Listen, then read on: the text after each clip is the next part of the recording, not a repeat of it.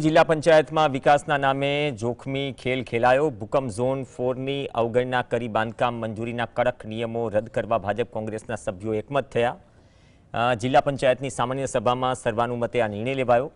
આ એવો નિર્ણય છે કે જે આગામી સમયમાં જિલ્લાની સુરક્ષા સામે સવાલ ઊભો કરી શકે।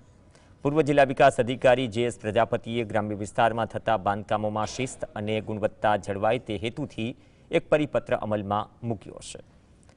આ નિયમનો હેતુ એ હતો કે ટેકનિકલ ચકાસણી વગર ગમે તેમ બાંધકામો ન થાય। કોઈ પણ બાંધકામની મંજૂરી આપતા પહેલા તાલુકા પંચાયતના સેક્શન ઓફિસર પાસે પ્લાન અને એસ્ટિમેટ મંજૂર કરાવવા ફરજિયાત હતા। પરંતુ હવે આશ્ચર્યજનક રીતે ભાજપ અને કોંગ્રેસના સદસ્યોએ એક સૂરે આ કડક પરિપત્રને રદ કરવાનો ઠરાવ પસાર કર્યો। પૂરતી ચર્ચા વિચારણાને અંતે અગાઉ મોરબી જિલ્લાની અંદર બાંધકામ પરત્વે જે ઉપરાઉપરી 3 સૂચનાઓ 1.5 વર્ષના ગાળામાં પરિપત્રિત કરવામાં આવી હતી એને રદ કરી છે।